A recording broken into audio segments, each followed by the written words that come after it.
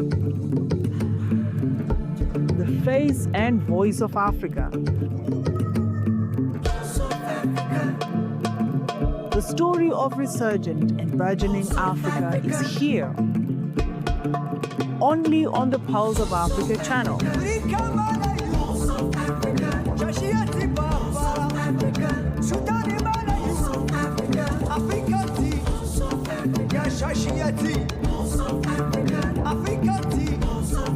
Pulse of Africa, the face and voice of Africa.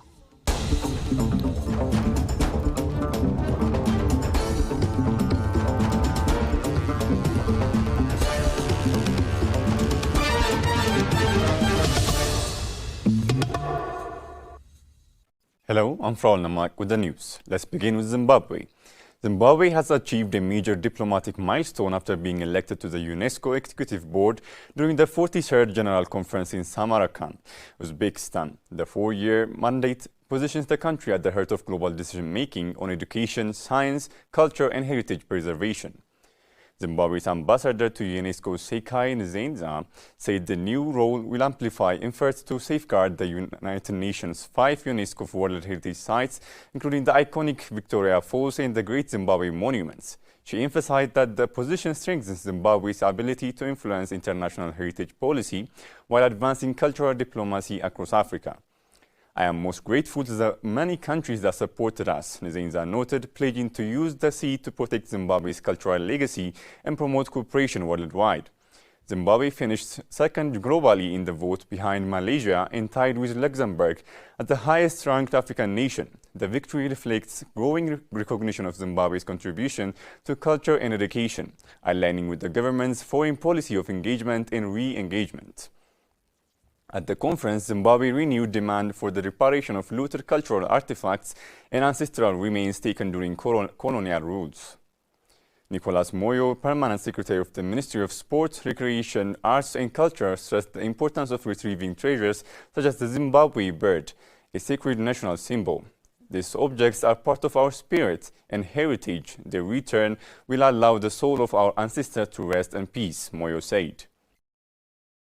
The Ministry of Youth, Culture and Communication of Morocco officially launched on Friday in Salé a project to nominate the traditional Zelig, art of Fez and Teuton for inclusion of UNESCO's represented identity. Othman El Ebsi, director of the Heritage Center in Teuton, recalled that the efforts to secure UNESCO's recognition for Moroccan Zelig, particularly that of Teuton, have been ongoing for more than 3 decades. He traced the craft's origin to pre-Almoravid times, with the earliest remnants discovered in Agmat, the dynasty's first capital.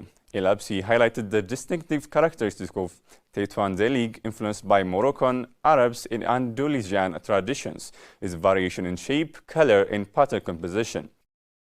The Rwandan government's effort to preserve and promote its cultural heritage have entered the digital era, thanks to a group of young innovators developing a prototype platform to make the country's museums and heritage assets accessible online. The initiative, known as the Digital Heritage Preservationist Platform, or Urubaga Ndangamurage, or IRAJ, aims to allow anyone to explore Rwanda's culture and history with a simple click. Leading this transformation is Elisha Clever Rukondo, founder and CEO of the Digital Heritage Preservationist Platform, a flagship initiative of IRAJ Corporation, a Pan-African culture innovation enterprise headquartered in Rwanda. Some young people have heroism within them. We're working hard to prove it, and that's why we're planning to launch it on February next year, he said. 2 out of the 3 models have been completed. We're finalizing the e-learning components and adding key contents. Rukundo, 31, is one of the 80 graduates of the Rwandan Heritage Hub, first cohort in 2024. Representing a new generation of digital culture guardians, RHH was a 2-year program dedicated to nurturing young Rwandans passionate about safeguarding and reimagining the country's cultural heritage. Rukundo says the idea of IRAJ was born out of a simple observation. Most people rarely visit museums physically, yet they are highly active online. After the 1994 genocide against the Tutsi, the government made efforts to restore much of our heritage that had been scattered or replaced by colonial structures, he explained. However, these sites remain under-visited, especially by young people. I feel a responsibility to bring them closer through digital access, he said.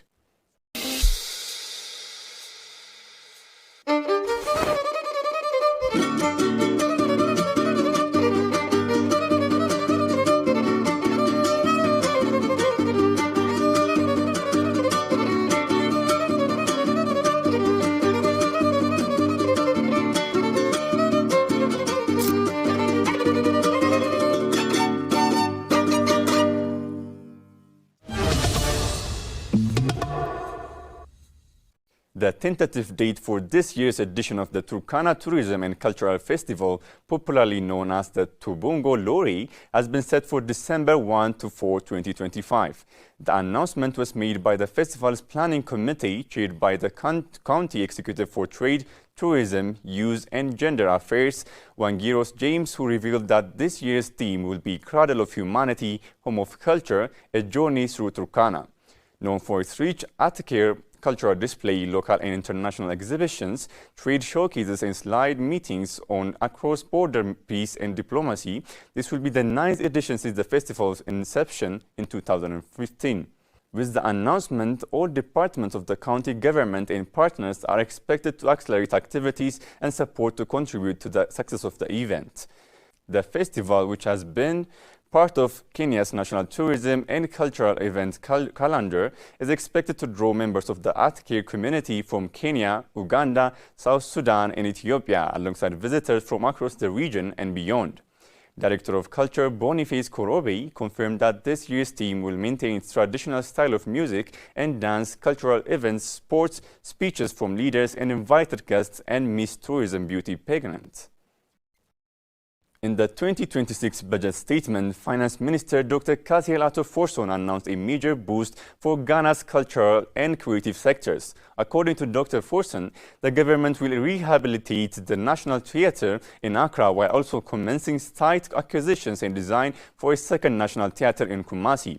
This initiative will provide state-of-the-art platform for performing arts and help nurture local talent across the country, he said. In addition to these infrastructural projects, the government plans to establish a film fund to support the revival of Kumawood and other film associations, as well as a creative arts fund aimed at promoting music, fashion, food, and other creative industries. Dr. Forson emphasized that these interventions are part of a broader effort to strengthen Ghana's cultural identity, create jobs, and positions the creative economy as a significant contributor to the national development. This is Africa, the cradle of humanity, the frontier of the future, a land of visionaries, creators and pioneers, a continent of unstoppable energy where innovation meets tradition, where voices rise, loud and fearless. I am an African. This is the heartbeat of 1 billion people, diverse, bold, united by a single purpose to tell our own stories in our own way. No borders, no barriers, no filters. A new era of African storytelling is here. From every corner of the continent, from the bustling cities to the quiet villages, we tell Africa's story by Africans for the world. This is the land of a rising Africa, where Africa speaks and the world listens. This is why today we bring you POA, Pulse of Africa, the face and voice of Africa.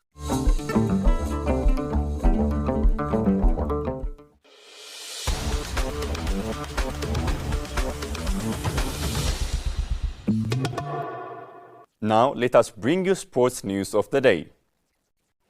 Senegal's unbeaten run came to an end with a 2-0 defeat to Brazil in an international friendly at the Emirates Stadium. While the result was disappointing, coach Pepe Thiaw emphasized that the match offered valuable lessons as the team prepares for the upcoming Africa Cup of Nations in Morocco. Brazil scored 2 first-half goals, with the Estevão finding the net in the 28th minute and Casemiro adding another in the 35th.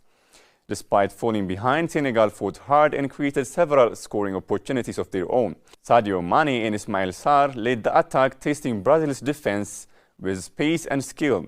Limian Ndiaye came closest to scoring, hitting the post in the 52nd minute.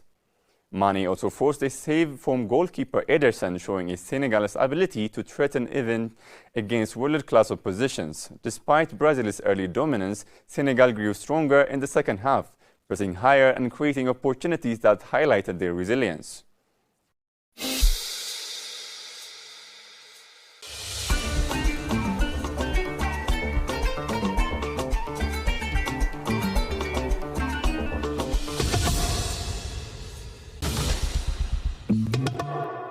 South Africa defeated Zambia 3-1 in their international friendly at Nelson Mandela Bay Stadium on Saturday, November 15, 2025.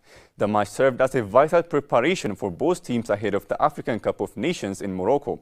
The highly anticipated clash between Bafana Bafana and Chipolo Polo was more than just a friendly. It was a test of readiness before AFCON. Both sides used the game to experiment with their lineups, sharpen tactics, and build morale. South Africa, fresh from qualifying for the 2026 FIFA World Cup, played with confidence and attacking intent in their friendly against Zambia. Ospina Police opened the scoring in the 43rd minute with a well-taken strike, before Mohan Kota doubled the lead in the 62nd minute after a flowing team move. Just 6 minutes later, Yaya Sithole added a third goal, effectively sealing the victory for Bafana Bafana. Zambia continued to fight hard and were rewarded with a consolation goal deep into stoppage time, when Joseph Sabobo scored with a precise right-footed finish in the 92nd minute. South Africa's coach Hugo Broos praised his players for their discipline and clinical finishing, stressing that it was important for the team to stay sharp and prepare for the African Cup of Nations. On the other side, Zambia's coach Avram Grant admitted the defeat was disappointing, but emphasized that playing against strong opponents like South Africa provided valuable experience. He noted that the lessons learned from the match would help strengthen Zambia's campaign when they head to Morocco for AFCON. Next, we go to the weather forecast.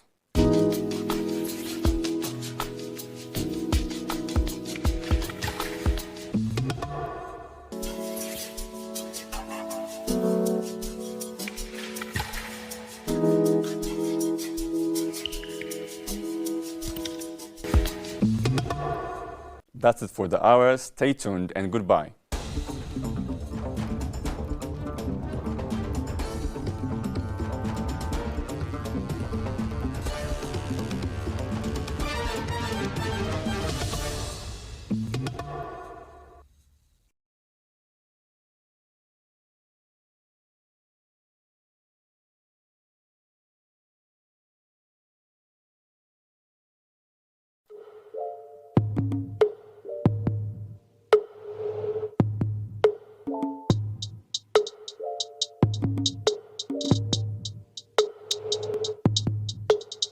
Hello and welcome to our special episode where we have the pleasure of speaking with Dr. Peter Hunter, Australia's ambassador to Ethiopia. We explore the developing relationship between Australia and Ethiopia, covering topics such as diplomatic relations, trade prospects, Ethiopia's economic reforms, regional security issues, and Australia's wider involvement in Africa. I'm your host, Gamachisa Mandida. Stay with us. Mr. Ambassador, it's an honor and a pleasure to have you here. And I just would like to begin with asking you the current state of diplomatic relations between Australia and Ethiopia. Thank you for your kind and warm welcome, and it's a great pleasure to be here to represent Australia. This year is an important year for our diplomatic relations, which were formalised first in 1965. So this year marks the 60th anniversary of those relations. That anniversary has been recognised very formally at the most senior levels of leadership of both of our countries. So I want to take this opportunity, of course, to respect to the government of Ethiopia from the government of Australia, and of course between the people of Australia and Ethiopia. So it's an important and happy anniversary of long and warm relations. Some of the issues that go into that relationship, starting just at the friendship level, we have such great and warm people-to-people links. Those are shared and strengthened through things like our scholarship program and other educational opportunities. Plus, there's a good-sized Ethiopian diaspora now living in Australia in some of our larger cities, particularly in Sydney and in my hometown, Melbourne. In addition, supporting this strong bilateral connection between our two countries, Australia works very closely with the government of Ethiopia and with Ethiopian people to develop and to deliver a range of programs in humanitarian and other development assistance. We have programs through our Australian NGO cooperation program, we have programs through humanitarian work, and we also have a smaller scale program that we call direct aid. Some people here in Ethiopia will be well aware of the very warm connections and important work that's been done in recent decades with Australian cooperation, for example, through organisations like the Catherine Hamlin Fistula Hospital, which is here in Addis. That's a very important way Australia has worked to contribute to Ethiopian development. And we have similar programs. For example, there's another one in the healthcare domain run by a famous group called the Fred Hollows Foundation that delivers care and development in eye health. Another program is delivered through Australian Doctors for Africa, which they visit here to provide volunteer assistance. And we have a range of these kinds of humanitarian programs. For example, here in Addis, there's an orphanage called the Shamida Orphanage run by an Australian. I'm just giving you a few examples of the ways in which, although Australia is perhaps a little smaller or more modest than some of the larger scale donors, what we always try to do is make a real and important difference. Even if it's only a bit smaller, we always work hard to contribute really meaningfully to the lives of Ethiopians. Yes, thank you, sir. Well, this development of a relationship between the two countries is obvious ever since the relationship between the two countries began in 1965, as you mentioned.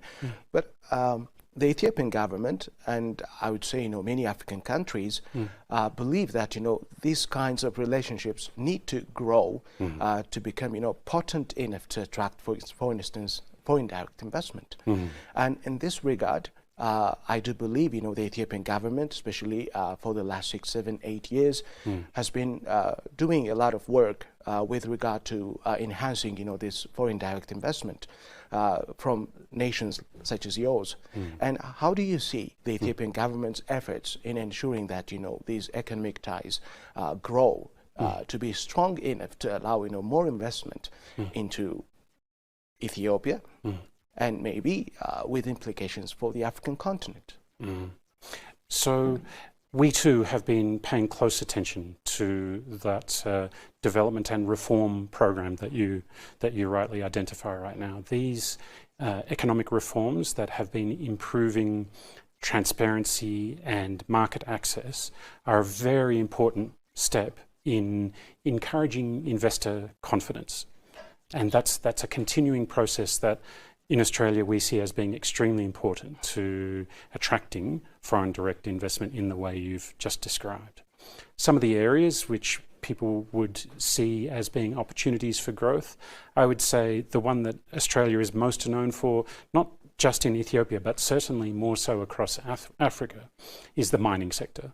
Australia is well known as a large-scale participant in the mining sector throughout Sub-Saharan Africa, and certainly in my discussions with the Ethiopian government here, there is a strong interest in both sides in exploring opportunities to help grow that potential. Similarly, other areas for growth, I would say tourism. I have now been here in Ethiopia for just 1 year, but loving the experience of being in Ethiopia, and I can see such enormous potential to help grow the tourism market here. So I think that's a very important area for growth. And also agriculture. Australia has some long experience in working in the agricultural sector, especially in tough environments like dry land agriculture. There are these kinds of areas where Australia's participation can help complement these kinds of important reforms to the economic sector that you just described. You're right, sir. Thank you again.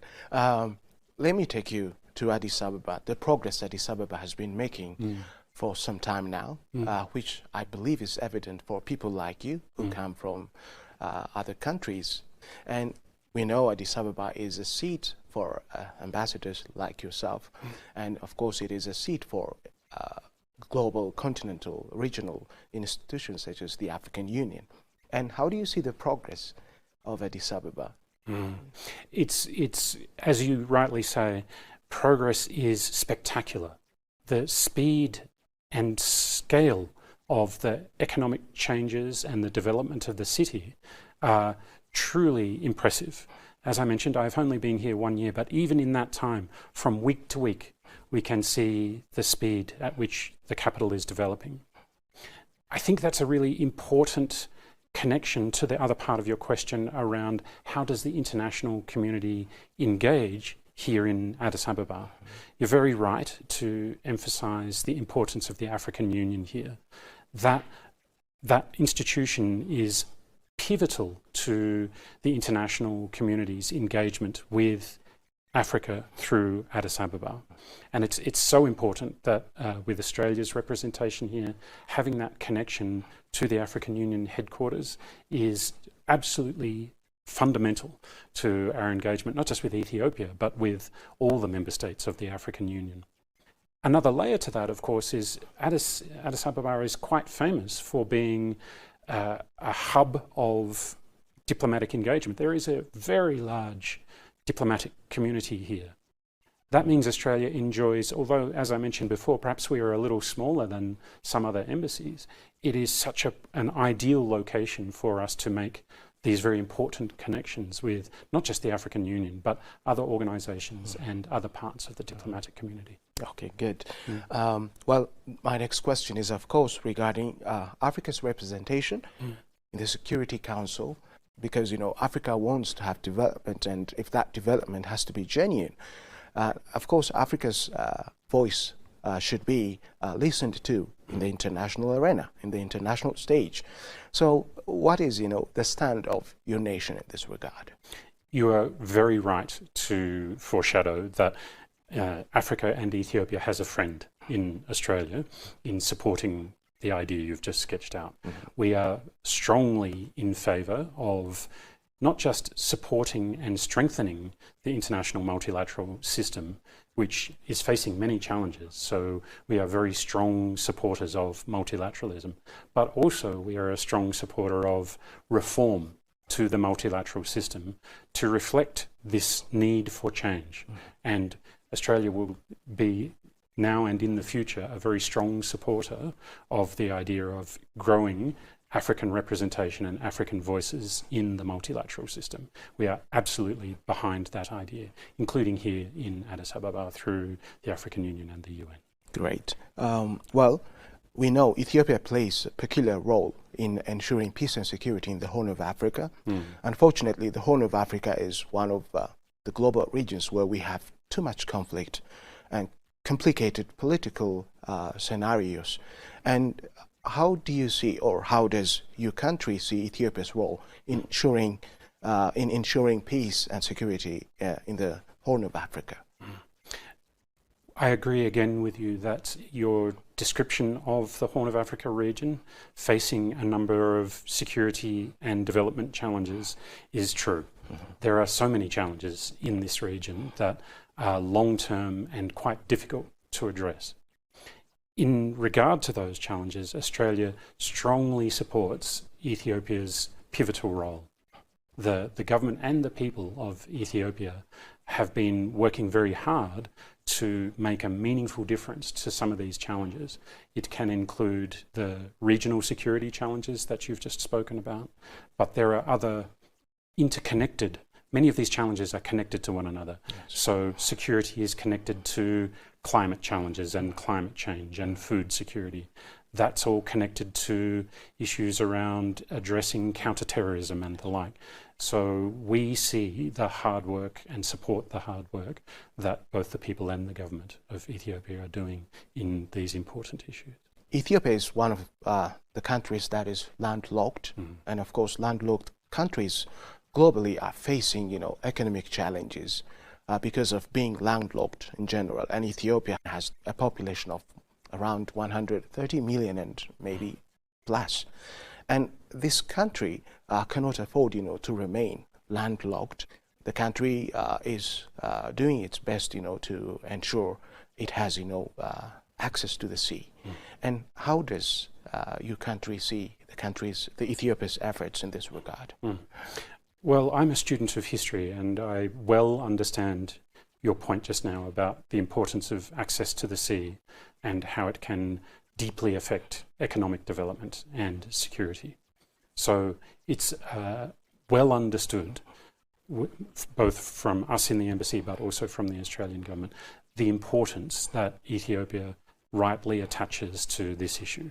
It's perfectly understandable that it's extremely important. I would say that it is essentially a matter for Ethiopia. It's not something for Australia really to intervene on, but my two observations would be, yes, we understand the importance, but equally we understand that it is certainly a sensitive issue for neighbours in the region, and we would strongly encourage peaceful dialogue and dialogue based in mutual understanding so that we can minimise any risk of conflict because of those kinds of sensitivities. It's very understandable that not just for Ethiopia but your neighbours too, they too will attach a lot of importance to this issue. So we strongly support progress based in mutual respect. How do you see Australia's presence in Ethiopia, especially in relation to its broader engagement with Africa and the African Union?